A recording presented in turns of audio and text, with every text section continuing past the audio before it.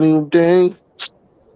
Rise and shine, it's a brand new day. Can take the stage, ready to play. Weekdays at 10, the cars and the scene. Coffee in hand, they're living the dream. Question in the voice, got the whole town awake. Bringing fire to the mic, make no mistake. Shows in the corner, spitting out facts. Dropping truth bombs, ain't holding back. Can in the morning, feel the heat. From 10 a.m. CST, can take a seat.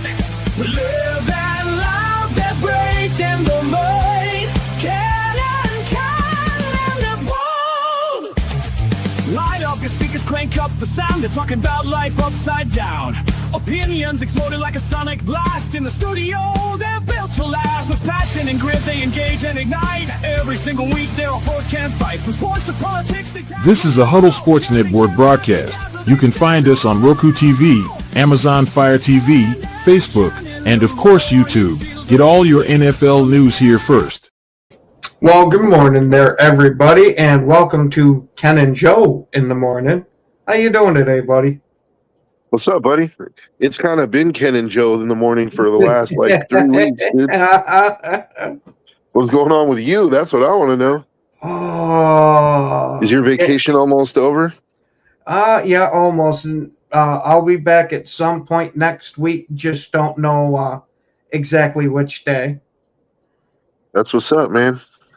Mm-hmm. So have you been paying attention to what's been going on in the NFL? Fuck no. The only thing that I vaguely know about is apparently the NFL got really tired of everybody making fun of Romeo Dobbs and his Guardian cap because they're now making a slimmer version of the Guardian cap. Good for Romeo. You know, I mean, well, shit. He might be able to run a step or two faster now. Hey, good morning there, Fred. And he's not going to get made fun of as much. That's good, you know. Did you see Kirk Cousins sign with the Raiders? Yeah, I had saw that. Do you think they're gonna try starting him first, or do you think he's just like pure mentor?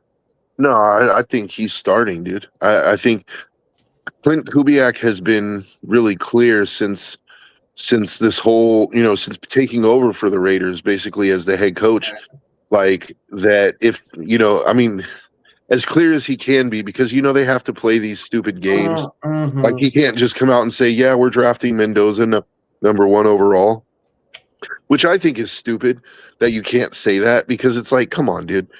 Like, we know it, you know it, everybody knows, right? But you can't, you have to pretend and play coy like, oh, well, I don't know, you know, it's like, come on, dude. But he's been saying it since he took over as head coach that an ideal situation for him would be whatever quarterback they draft, quote unquote, shouldn't have to start right away. They would like him to be able to sit, right? So to me, you only go out and get Kirk Cousins. Like, so basically what I'm trying to say is if they would have went out and got a guy like a Tyrod Taylor or, you know, a veteran guy like that, hasn't been a winner anywhere, I would say, okay, they're starting Mendoza and it's purely a mentor thing. The fact that Kirk Cousins, for whatever, now his success can be debated. I'm not saying it can't, right? But he has taken a team to the playoffs before, right? I think they see that as like, you know, you're giving Mendoza a good what's the word I'm looking for? It's like a prototype, a model, you know? You're like, hey, and it doesn't hurt nothing that they're damn near basically the same guy, just separated by age. Because you listen to the way the two dudes talk and how their mentality is just in general, it seriously feels like they're getting Kirk Cousins just in younger form. And Amir, I'm from New York and Joe's from California. Yeah, actually, I agree with you. They're both Christian dudes that are like, you know, super wholesome guys, right? Like probably both get their hair cut at great clips. Like, you know, it's I think it's a good fit. Yeah, and somebody's shouting out Jesus in the comments, dude. That's what's up. Uh-huh. We're not anti-Christian here, dude. Like I'm actually studying to be, a minister at some point. So, but yeah, I think you're right. There's a personality fit there, but I think that it could go one of two ways. Like they could either actually like really love each other, or they could end up like hating each other. Well, in a Christian way, you know what I mean? I was about to say, are you trying to tell me that Ned Flanders can hate somebody? I don't think the guy's got it in him. I really don't. Maybe not. I don't know. Kirk is a competitor though, and like yeah, he's a competitor, but he feels like one of those guys that I'm rooting for you to beat me. What? He just seems like one of those type of guys that, well, whichever one of us wins, I'm happy. What? No.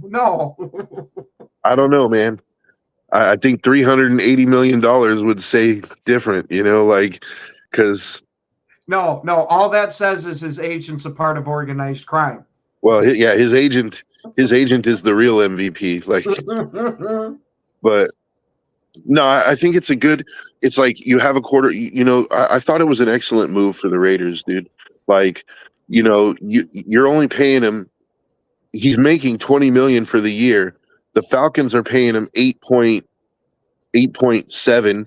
You're paying him 1.3, the vet min, and then there's a $10 million roster bonus that's due on the third day of the new league year next year, right? Mm-hmm. So essentially for $20 million, you're getting a starting caliber quarterback for a year. And then they have 2 team options, which I don't think Kirk will ever see those team options at $40 million a season, right? Unless Fernando sucks. Unless Fernando sucks. Unless like he's just not getting it together after that whole first season. He's Kirk Cousins without being able to throw the football. Can you imagine how terrible that narrative would be?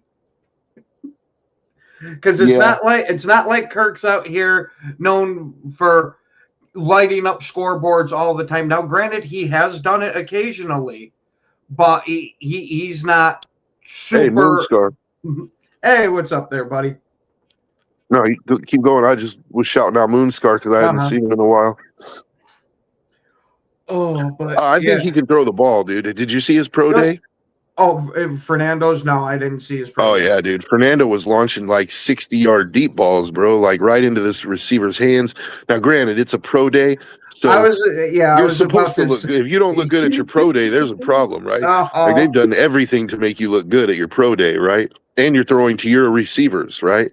Which I think was a big part of Fernando. One of the things, but I'll tell you, one of the things that made me like Fernando even more. And I wasn't originally on the Fernando wagon. Mm-hmm. You remember me? I was saying I think the Raiders should trade the pick and get stock them on picks for next year's draft class. What sold me on Fernando was the national title game, but also during his pro day when he was making all these throws and people are like, they're gobbling him. They're like, "Oh, Fernando, what?" He was like, "No, dude, did you see that catch that Surratt made or that Omar Cooper made? Like his receivers." He was pointing out his receivers. He's trying to get his guys drafted. You know what I mean? Like I thought that was like a classy move. It's like I know this is my pro day, but like I'm gonna let my receivers shine. And yet again, another thing that makes him like Kirk Cousins. Yeah, but there's nothing wrong with that. I'm not saying that it's bad to be like that. I'm just saying how fucking uncanny it is that these two guys feel like the same exact dude. Which, yeah, it's almost like a bit of kismet. You know what I mean? It's what kismet is? No. It's like fate. Like it was meant to be, Okay. It's like sort of bringing, the fact that Kirk Cousins became available and he just so happens to be like Fernando Mendoza's like other father. Like, you know what I mean? Like, wait, hold on. Have we gotten a paternity test done yet? No, I said other father, like his spiritual father, like, I don't know. It's like, he's making him like, it's almost like you jumped into a time machine and went like 20 years into the future and then, or, 10, 15 years into the future. And this is Fernando 15 years from now, although hopefully a little more successful. That's, hopefully with a Super Bowl ring. Like, but I think it's good for the Raiders because it takes all the pressure off Fernando to have to start right away and be this team's savior, because as impressed as I was, did you see, were you here when free agency started? Mm-hmm. So you saw all the moves that the Raiders made on free agency, yeah. right? Yeah, I was gonna say, me and you were talking about some of that. Yeah, I just didn't remember. It's been a while since I've seen you around. So, but with those additions, right? Even with those additions, it's like the Raiders are not Super Bowl contenders this year, right? Mm-hmm. So it's like there was going to be a lot of expectations on Mendoza to come in and be the franchise savior, and probably a lot of unrealistic expectations like, oh, we better be in the playoffs this year. It's like now we can pump the brakes on those expectations, It's like I like it because we get to see, like, it's almost like a Madden simulation. We get to see how Clint Kubiak's offense runs with a competent quarterback before we give Fernando the reins, We get to see what that offensive line looks like without Fernando taking the hits. Mm-hmm. So I like that for him. And then did you happen to see that Fernando is apparently not going to go to the draft in person? No, I didn't.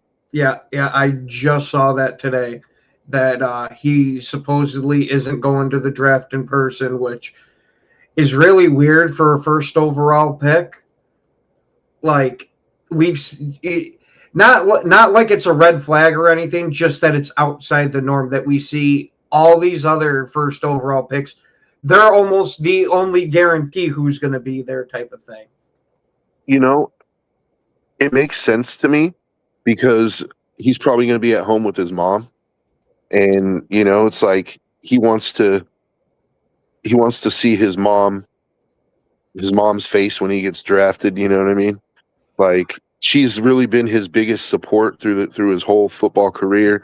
And like, so it makes sense to me. Like, and it just, honestly, for me, it's like, it makes even more sense. It's being the kind of guy that he is. It's like, it's right up his alley. It doesn't surprise me.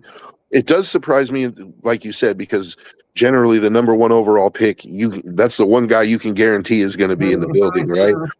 But with Fernando not being there, it's like, okay, that makes sense. Like, he's going to be with his mom, and he wants to celebrate that moment with his mom, and I think that's awesome. Mm-hmm. He doesn't have to be there, and I'm sure he knows. Like, he's got to know already if he's going number one or Pretty much everybody knows, except the only thing that hasn't happened is the Raiders saying it, which is another thing that fucking gets me about how the NFL's been like the last 10 years. How many years before that did we know who was going to be the first overall pick, and a lot of times the second overall pick, a week or two before the fucking draft? Like, by now, we've already started to hear at least something on it. I think we do know. I think we do know. It's just, you never heard a team come out and say, like, yeah, we're drafting this guy, right? Back before about 10 years ago, they used to. Yeah, but I don't remember. I know like the media has said that, like when Trevor Lawrence came out, you knew he was going number one. Like Sam Bradford, we knew was going to the Rams. Okay. Like they announced it. There were a few around that time that were announcing it, and I think the NFL kind of cracked down on that a bit. Not like it's an official rule, but one of the unwritten rules of, hey, we make the draft into this big TV spectacle, and the number one overall pick's one of the absolute biggest things on draft night. We don't want you freaking giving it away beforehand. Even though everybody knows and it's blatantly obvious. Yeah, well, that makes sense. Now, how bad would you shit if they don't take them? Well, having Kirk it wouldn't make me shit, because at least we have Kirk for this year. I'm not expecting the Raiders to make the playoffs this year. we still, as many good moves as they made, I still think that there's some needs that need to be addressed before we're a legit contender. Like, we need a number one receiver. We need some help in the safety room. We could use some corner help. Our linebacking core is looking good. We could use some help along. I think we really need a stud, especially if we're moving to a 3-4. We need a stud nose tackle. Like, these are all things that can be addressed in the draft, but you're still dealing with rookies, and rookies, even if rookies come in and have a great rookie season, it's still their rookie season. Like, it's very rare that you see a rookie come in and be an all pro, you know what I mean? Like, so I think we're a year out from if everything goes right, I think we're a year out from being, able to contend for the playoffs. Honestly, it wouldn't shock me if you guys were a fringe playoff team this year, just with the moves you made. And if Kirk can stay healthy and have his pre-Atlanta form, I could see it. But if you have to start Fernando because Kirk gets injured or keeps his Atlanta form, that might throw a monkey wrench into it, and not necessarily in a bad way, just it changes the outlook for the year itself. Yeah. And I want Fernando to get in there at some point, like this year. Not saying I want him to start games, but I want to see him in garbage time. I want to see him in the preseason. Like, I want to get him as many meaningful reps as you can, because as a rookie, every rep is meaningful, but without the pressure of like, hey, Fernando, you got to go in there and win this game for us. You know what I mean? Like, I don't want that for him. I want him to be able to like spend the first year with a clipboard in his hand and just, learning the offense. And well, how much of the offense does he got to know? Just throw it to Brock Bowers and you'll win. Well, but teams are going to be queuing up on Brock Bowers. Like, that's why I hope they take a receiver in the draft, because we need somebody besides, although they did go out and get Jalen Naylor, which I thought was a really good, yeah, see, I agree, Fred. They're playing with house money having Kirk Cousins. Like, nobody expects anything out of them. So every win over what they won last year is house money, dude. And I definitely think they're better than a 4-win team this year. I said I think 7 wins is realistic. It could be a little bit less. It could be a little bit more. I'd give you 7 for a par. And that partially, like, if you were to shade the under on that, I wouldn't be upset, because the Raiders' schedule this year is pretty tough. You're not the only one who thinks that, Yinzer. Like, there's quite a few people I've heard that say it's going to be 3 games and then you're getting Fernando. Yep, I happen to be one of those guys. I'm going to hope for Fernando's sake that that's not the case, because I don't even need Kirk to start the whole season.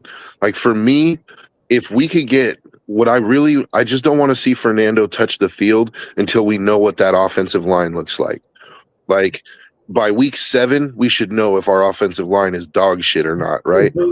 If our offensive line is dog shit, I'm trotting Kirk Cousins out there no matter what. It's like, broken leg? Come on, Kirk, you still got 1 leg, bro. Like, you know what I mean? Like, we'll put a robot leg on you, dude. Like, you don't want a David Carr Fernando? No, I don't want a David Carr Fernando. And I think Fernando has that. I think he has. I'm not going to say he's, because David Carr has a very funny legacy, dude. Right?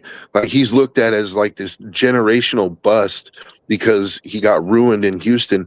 But people tend to forget just how highly touted of a prospect he was coming out. Like, he was considered the best quarterback prospect in years, dude. Years when he that's the exact reason why Houston gets so much shit over it, because they ruined such a great prospect. That he was damn near the can't miss prospect, and you absolutely ruined him. But he did go on to have a damn good career as a backup. It makes you wonder, if he was a quarterback during this time where you're seeing quarterbacks get 2nd, 3rd, 4th, and 5th chances, would he have taken off? I mean, I believe it, but it's only speculation. Yeah. No, he was. I mean, he was highly touted, man. He had all the tools. That dude had a crazy arm. Um, if they're not better than the Jets, then we're doing something wrong, Dorn. Like, I honestly like. So if we're not better than the Jets this year, it's time to pack it in, dude. You know, it's possible, but I don't think so. Like, and what I mean by that is, I think even if Fernando does beat out Cousins in camp, Cousins is starting. Like, if you're the Raiders and Mendoza beats out Cousins in camp, that's a great sign for you. You're going to take that and stick it in your back pocket. You're like, okay, the kid's ready, you know, but you're still going to trot Kirk out there for the beginning of the season. Unfortunately, I think the first overall pick is going to play a role in that. Now, personally, I agree with you that you should start Kirk unless Fernando is just head and shoulders above him at training camp. Then, oh, well, you might as well roll with the young kid. But it takes time for people to get acclimated, so I don't see that being a realistic possibility. Yeah, Kirk has a lot of experience, man. And, you know, experience is one thing that you can't teach. You know, it's like you gotta be out there taking the hits and taking the reps. Like, I don't expect Fernando to beat him out in training camp, but if Fernando gives him a run for his money just based on talent, then, you know, I would say if you're the Raiders, you've got to feel good about that. You're like, okay, we know the kid can play. Like, we know, you know, he's ahead of schedule, but that doesn't mean I'm trotting him out week one. Like, I signed Kirk for a very specific reason. Like, you know, I want him to play this season, at least half of the season, if he can stay healthy. And if they're, you know, like I was telling Ken the other day, like if through 8 games, if they're 3-5, okay, I'm not too upset. You know what I mean? Like if they're 1-5 through 6 games, okay, you might have to like consider like, okay, maybe it's time to start the kid because this season is a wash anyway, right? But you know, hopefully that doesn't happen. I think Kirk can at least keep us competitive through the first half of the season, and then we'll see where Mendoza's at. Yeah, that's what I'm saying, Dorn. I don't care what the record looks like. I don't want to start him until I know that offensive line is solid. Like, it's not even about the record for me. It's about when I know that Mendoza's not going to get killed behind that line. Like, if Genty is having a good season, you know what I mean? And like, he's not getting hit in the backfield every freaking play, like, that's a good sign. Like, okay, you know, if Cousins is like, if we're losing games, but Cousins is able to pull off, you know, 200 and something passing yards a game, it's like, okay, then our pass blocking is decent enough, you know? Because I agree with you, Ken. I think him and Cousins are very similar players, but I do think Fernando is a little bit more athletic than Kirk ever was. Like, he's not a running quarterback, but he can run a little better. And now I could be very off kilter on this because my sample size of Mendoza is like freaking pinhead shit because I've only watched a couple of his highlights. But at least to me, it seems like Kirk has the better arm, like talent-wise. I think Fernando, it's not like he's got a wet noodle out there, but it just, to me, it seems like Kirk's got more of that oomph. Maybe so. I've seen some great throws from Fernando, you know, in his highlights, and it's like, but I agree with you. I don't think he has that zip like Aaron Rodgers, you know. I don't think it's like slow, you know, like I don't think the ball is slow to get there. It's just not as fast as Aaron Rodgers gets. Yeah, it's not the A+ arm talent type. Yeah, but I think it's an A- arm talent. Like, he's got the arm to push it 60 yards down the field, which is a good thing. But it's his accuracy for me. Like, he's able to put his back shoulder throws are next level, dude. Like, And that's something at the NFL level that you have to be able to do. You have to be able to throw those back shoulder where only your guy can get it. And that's one of the bread and butter of Fernando's game is those touch throws and those back shoulder throws. That and the other thing that I think bodes well for him is that he's able to throw with anticipation.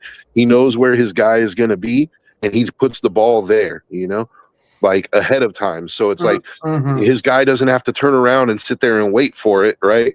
It's like as soon as that guy's coming out of his break, the ball's there already, and it's like that's going to bode well for him.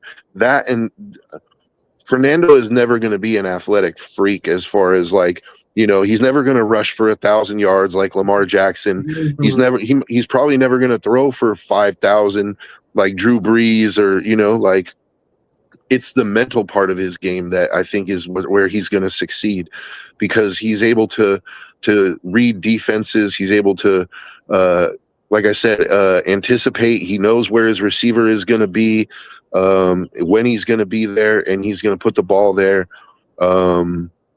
The one knock on him that I think is legit is when he's going through his progressions, like if his first read isn't there, it's like sometimes he gets a little bit like he loses it for a second, then he gets back to his progressions. Like I think that like he gets like tunnel vision and sticks to the guy. Like no, like if he'll look at his first read, and if his first read isn't there, it's like you see the eyes kind of, it's like kind of a oh shit moment, and then it's like just a half a second, and then all of a sudden he's back to like, okay, number 2, number 3. You can coach that out of him, like I think you can coach that out of him. I hope you can coach that out of him. Well, it might not be where you got to coach it out of them to a degree, is more just kind of rein it in a little bit, because I'm not even completely against it. And now this is just for me hearing you talking about it. I haven't seen it, but that seems kind of more to me of trying to scan the whole field in an instant and see where you want to go and not necessarily follow the progression, which I'm not fully against. Yeah. I don't mind my quarterback going off script. Yeah, it could just be like you said, it could just be he's trying to take in too much at one time, right? And that's why I said I think it's something you can coach out of them. You can, like, it's like in the NFL, you got away with that in college, but in the NFL, you don't have time to scan the whole field at once. It's like you go through your progressions because you have 2.5 seconds before Myles Garrett is going to be on you, dude. And that, so one really good thing about that, like, and to me, this was the masterclass of free agency, was the Raiders signing Tyler Linderbaum. I don't care if they overpaid, dude. Like, you had to go get your guy, because having that center and quarterback connection, like giving your quarterback, because the center is the quarterback of the offensive line. He's the one calling out the mic. He's the one calling out protections. He's telling the other guys what to do. It takes so much off of Fernando's plate that Fernando doesn't have to call out protections. He can go up to the line and he can start looking at, okay, what is the defense doing? Okay, I think this guy's going to come here. This guy's going to come down, or the safety's going to pull back. Like, the safety's going to drop. Like, he's got so much to read already, right? And Linderbaum actually last year was, I think, second in the league, either second or first in the league on pass protection, in time that it takes the defense to get to the quarterback. Like, he was giving his quarterback almost 3 seconds. So that's a good sign for Fernando, Yeah, it's an eternity in football. Yeah, and Fernando doesn't need 3 seconds. Like, Fernando can get rid of the ball fast, The one thing I wonder about is if Fernando comes in and he doesn't look spectacular right away, are Raider fans going to start bitching? Like, if he starts throwing some bad picks or a pick six, it's like, are they going to start screaming for his head? And I wonder a bit too, with his personality, do you think the Raiders fans, like you were saying there, if he starts to struggle a bit, do you think they're going to be quick to turn on him because his personality kind of almost doesn't fit the Raider way, if you get what I mean? No, you're right, but I think we've had lots of quarterbacks, dude, and some of them fit the Raider way and sucked, and some of them, it's like And some of them were competent quarterbacks. yeah, like look at Derek Carr for example. Derek Carr is not your typical Raider, right? He's just like Fernando, like very religious guy, like doesn't I don't- cuss in the I- huddle. I don't know. Sid from Toy Story seems like he fits with the Raiders. Yeah, I don't know, dude. Like to me, but like he fit because his competitive drive was there. But Derek Carr is not the prototypical Raider quarterback. He made himself into that, like. But the fans loved Carr for a long time, and it took him 9 years for a portion, like a large portion of the fan base, to finally turn on Carr and be like, you know what, Carr's just not that guy.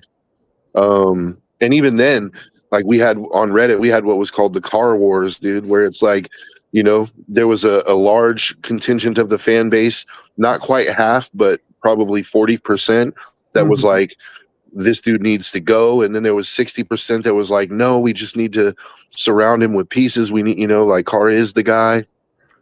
So when they got rid of Carr, it was like, dude, it was called the Carr Wars for a reason, dude. Like, I mean, he still gets brought up on the Raiders subreddit, and it's like, so I hope that the Raider fans can be patient, because I don't think Fernando is going to see, like, he doesn't look at Peyton Manning's rookie year, dude. He broke the inner record his rookie year, and he went on to have a pretty decent fucking career, like. So I hope that Raider fans can just keep that in mind, like, if his stats aren't lighting it up right off the bat, it's like, it doesn't mean he's cooked. Like, there's still hope. And I could see him being one of those guys that might struggle early, even though he's got the mental part, because like you said, with the arm, it's like he doesn't have the zip that like a Michael Penix has, So it's like sometimes as a rookie, you can get away with certain things because you have that zip. Like you actually, you made the wrong throw, but you threw it so fucking hard that it got there. The old Brett Favre style. Yeah, I don't know if Fernando has that kind of arm strength. So at least not from the little bit I've seen. So he's going to have to be more like mentally on point and not make those bad decisions, But he's a rookie. Every rookie is going to make some bad decisions just because you're going to underestimate how fast those NFL corners really are, how athletic, So, yeah, it's, it is what it is, man. I think one thing that really helps him too is the fact that the Raiders like added to that defense.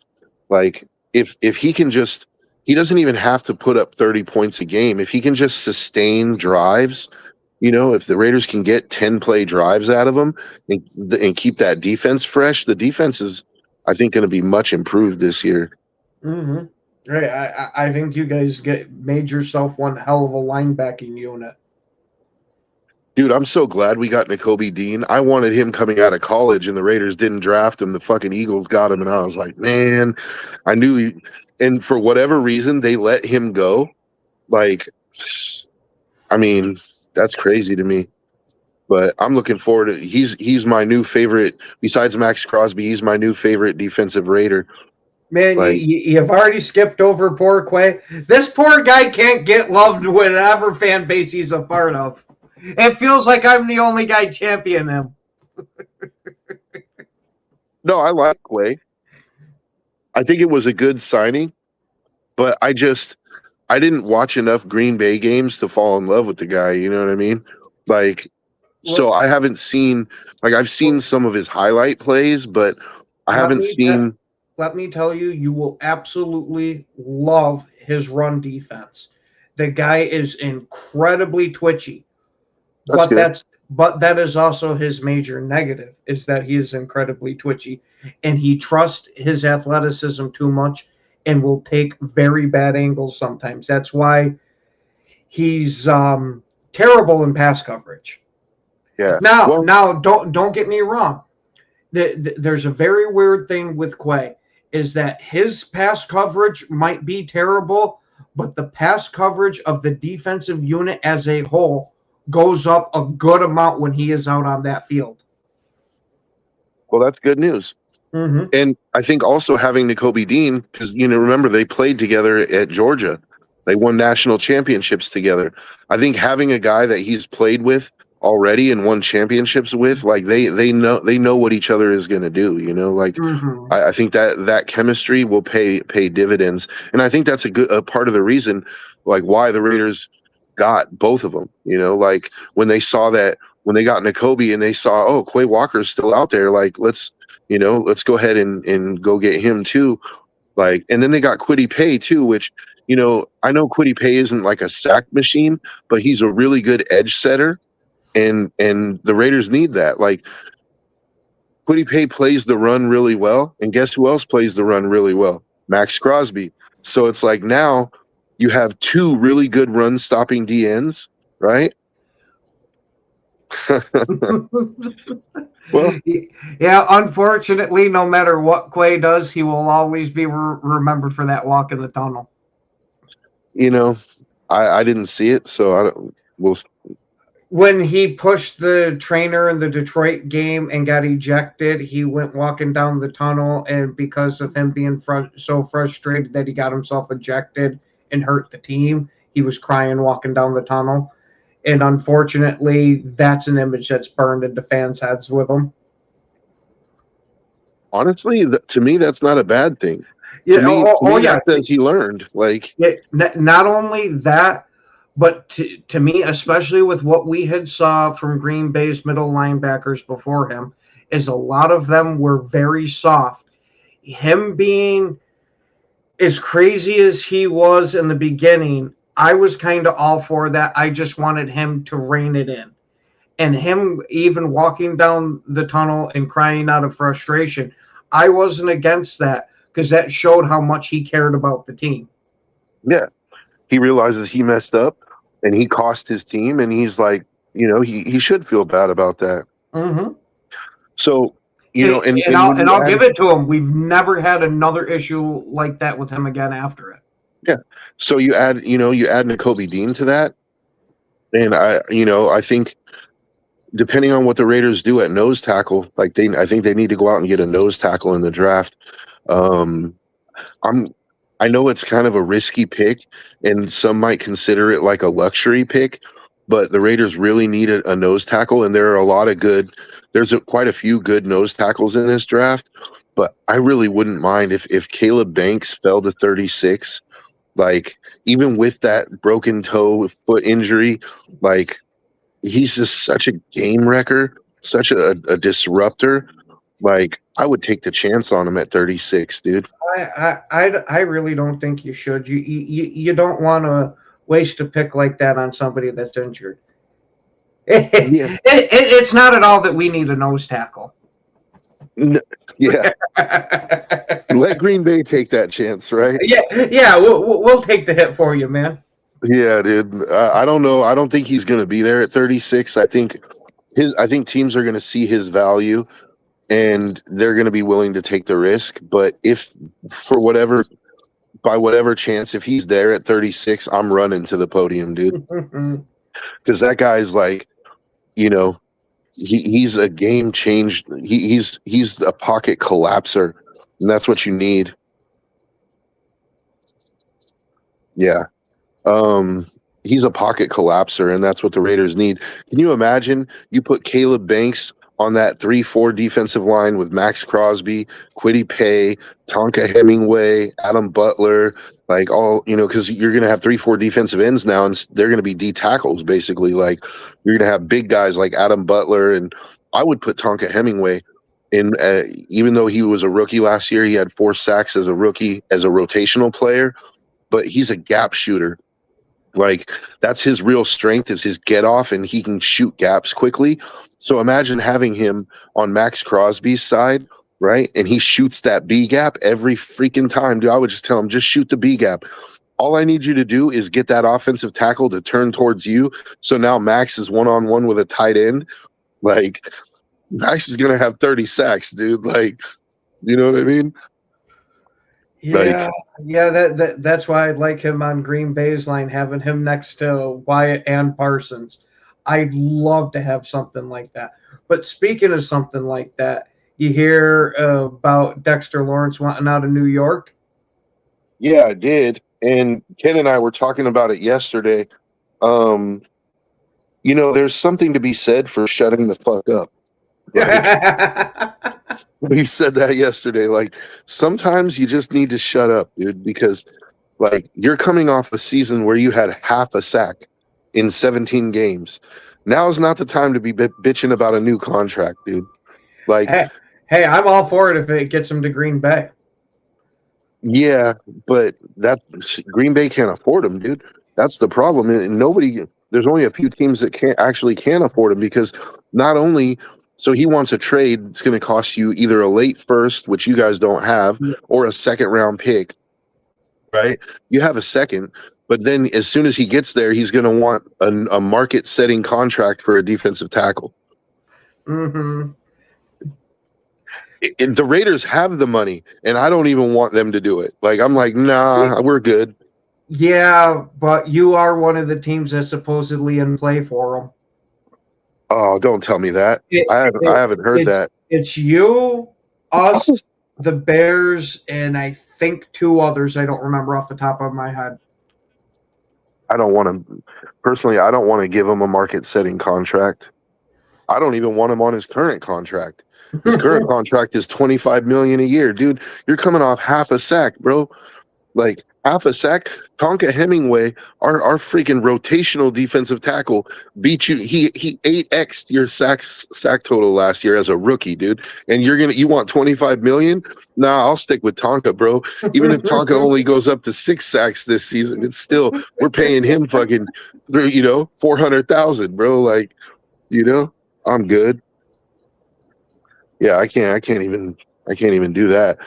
Like, if I was Dexter Lawrence, I would be quiet and I would just come play this season on your contract. You're going to make $25 million, rebuild your stock, go have an 8-9 sack season, and then next season talk about it, because you're under contract with New York for the next 2 years. Like, you play out this season, then you got 1 year left on your deal. That's the time when you say, hey, I'm coming off a 9 sack season. I got 1 year left. What's up with an extension, Like, that it makes more sense to me. Plus, John Harbaugh just went to the Giants to coach. Like, it's I like what the Giants are doing. I think they're so don't I, but you gotta, at least I wonder that was there something between him and Harbaugh that kind of rubbed him the wrong way, because you didn't hear about him requesting a trade until just recently. So it makes me think that maybe they're going to reduce his role there or something that he's not too fond of. I mean, it's a possibility, but he's hold on, Fred. He might only he might have only had a half a sack, but he at least plays more than 3 games. Yeah, I don't know. Oh wow, Christian Wilkins. You don't want Christian Wilkins, dude. Trust me. And it's not even about his football skills. It's, he's gonna drop his nutsack on a teammate's shoulder in the locker room, and he's gonna get fucking kicked out again. You heard that's what happened, right? No, I heard it was that he like kissed one of the dudes. No, dude, that was the cleaned up PG version of what actually happened.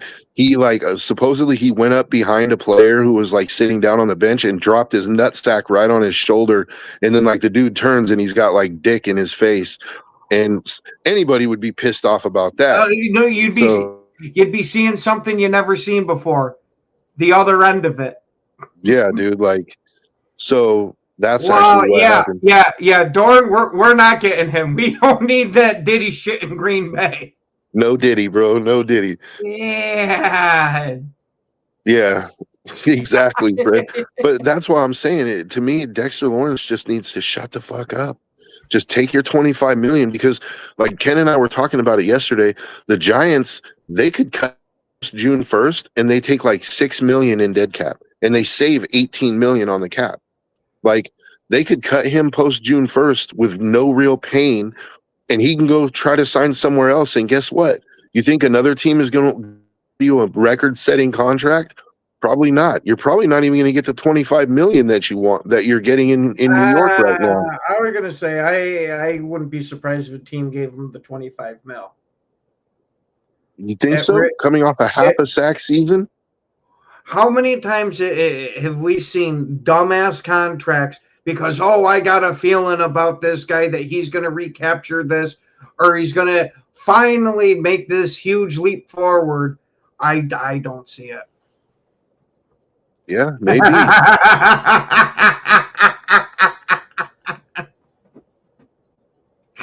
Dexter Lawrence, you're a Cleveland Brown. Like, you're a New York Jet. He's a Chicago Bear. He'd fit in perfectly in that locker room. Yeah, I don't think they can afford him.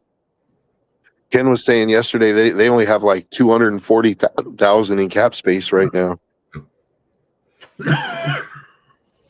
So, I mean, realistically, there's only a few teams that have the money. He could go to New England, which that wouldn't be a bad place, dude. Mm-hmm. Like, you know, I mean, went to the Super Bowl last year. They have money. Got a young quarterback. Like, wouldn't be a bad deal. He can go to the Titans, which, I mean, you know, I don't know. I think I'd rather play for the Giants right now. You know, I'm not shitting on the Titans. Like, I think Cam Ward, I liked Cam Ward coming out of college. I think he has potential. Like, and, you know, maybe Brian Dable can be the one to coax that potential out of him. But they're just missing so much, you know. It's really just a numbers game. They just don't have enough quality players to be competitive right now. But they have a whole draft to address that. You know, they're going to get another stud here at like number 3 or 4. You know, we'll see what happens. But you got New England, you got the Titans. Who else has money, man? I don't even know. There was like 5 teams.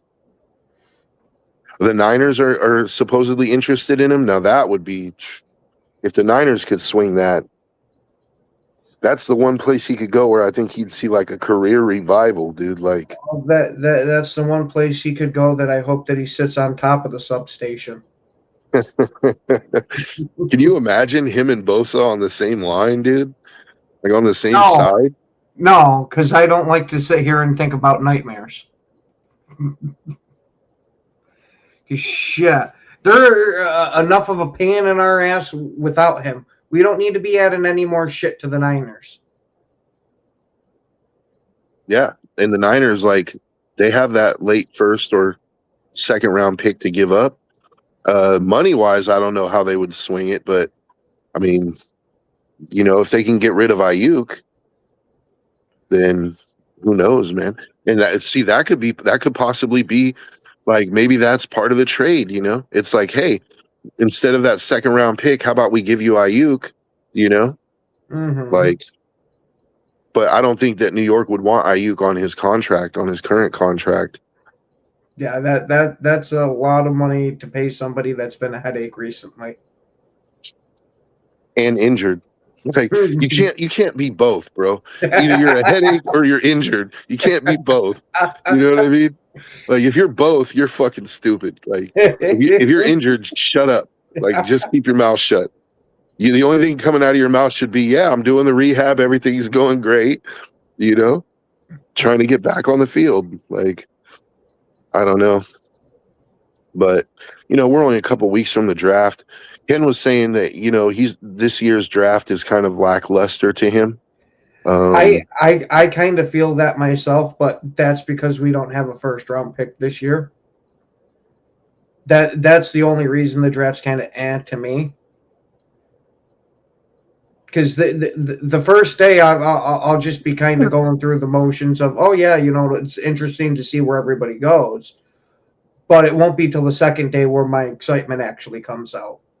Yeah, see, for Ken, it's more that this draft is full of, even the first round is full of players with question marks, right?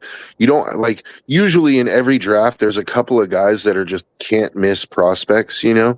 And, like, in this draft, everybody has questions, like Ruben Bain, for example, who I believe is going to be a phenomenal pass rusher in the NFL. I even with arms, the knock is his arms are too short to get past offensive tackles at the NFL level.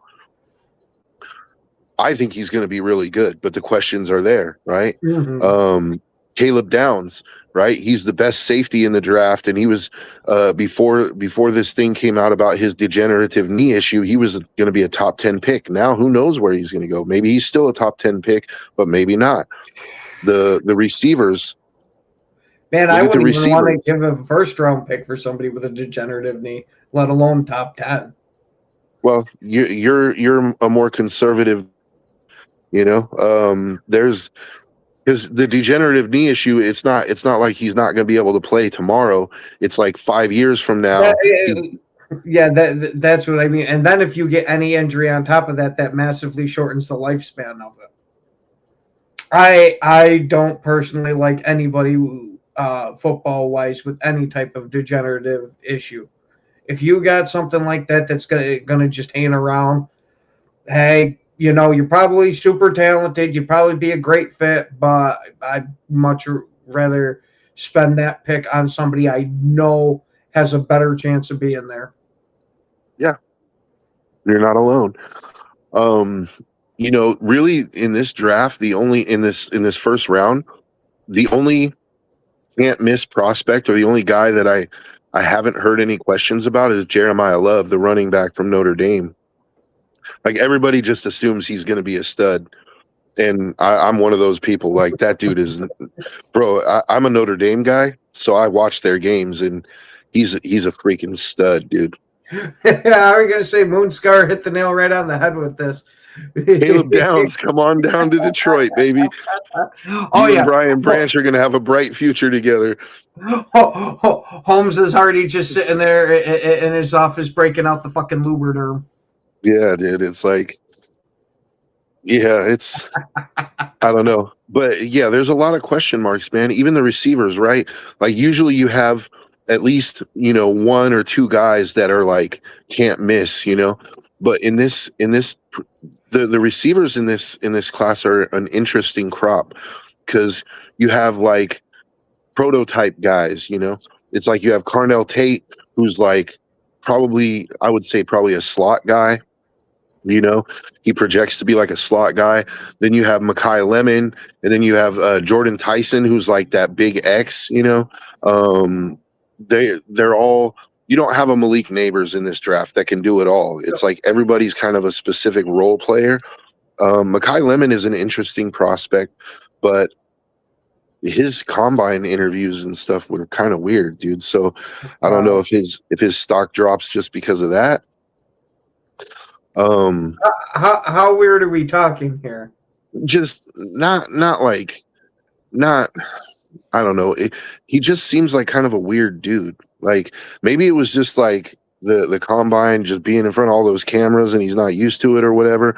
His answers were very strange. Okay. His demeanor was kind of strange and people picked up on it. They're like, what's going on with this guy? I don't know. Personally, I don't want, I want the Raiders to focus on getting that nose tackle at 36, but there's a receiver in the later rounds that I wouldn't mind taking a chance on. His name is Jacoby Lane from USC. He's a prototypical X. And his draft stock, like he's all over the place. Like he's projected anywhere from the mid second to the mid fourth, like nobody knows where this guy is going to go. But he ran a 4.47 at the combine. People thought he was going to be slower than that. They thought he was going to be in the 4.5s, but he ran a 4.47, which helps his stock. And if I'm the Raiders, like if he's there at 67, I go ahead and snatch him up. I think there's a chance a team could take him earlier than that because he's a legitimate red zone threat. Like he had 8 touchdowns last year at USC. And the Raiders need a red zone. Need somebody besides Brock Bowers that can catch inside the 20s. That's why I specifically want him, Mm-hmm. But I don't know if he's I don't know if he's a number one. You know, he's like he could fit a specific role for us, but the Raiders need a number one, just like the Packers. Well, we'll see. I guess. I mean, come on. We have a Golden, damn it. Yeah, come on. We also have a Watson who was looking like a number one all the way to the last couple of weeks of the season, which I'm going to hope that's because he only played part of his season, so he didn't have the proper conditioning, and hope that he can expand upon this next year. I'm just going to say this. Number one's that ball that he dropped in that Chicago playoff game, dude. Believe me, you're not fucking telling me anything I don't know. But I'm glad to hear you agree with me because, like, you know, a lot of Green Bay fans would be like, no, like the sun was in his eyes. Oh no. I'm one of those. I don't give a fuck if that ball's anywhere near you. I'm expecting you to come down with that sumbitch. Especially in that moment, like that was such a huge play, dude. If he would have caught that, I mean, you guys are on your. Mm-hmm. You guys are on your way, like, to possibly scoring and winning the game, dude. And it was right in his hands. No, his one is was in the end zone. It was Reed, who was the one that was close to the scoring one. We had two almost back-to-back bonehead drops. Oh yeah, I could have sworn it was Watson. He ran like a. I don't know. It wasn't a post, but he ran. It was like it was going towards the sidelines, and it was down by like the 20-yard line. Depends on what circumstances you're talking. If you're talking about that kick from last week, the soccer kick when she was down, no, I'm not for that. But yeah, but the Bears caught it when it mattered, though. That's the thing. DJ Moore hit the dagger on you guys. Like even their third string receiver caught a touchdown on you guys. Like, I'm not saying that they're, you know, all-stars, but they caught it when it mattered, dude. Man, you think somebody that's known as the Doom guy wouldn't have such weird fantasies. Dude. The Doom 64 guy. Yeah, that soccer kick was filthy, dude. And the fact that point taken away and then still got to continue the fight and won the fight by decision. You know, I don't know. If we're going to do the MMA show, we'll talk about that later. Mm-hmm. But yeah, dude, I'm curious to see, like, because you're basically trotting out the same receiver core as last year minus Romeo Doubs now.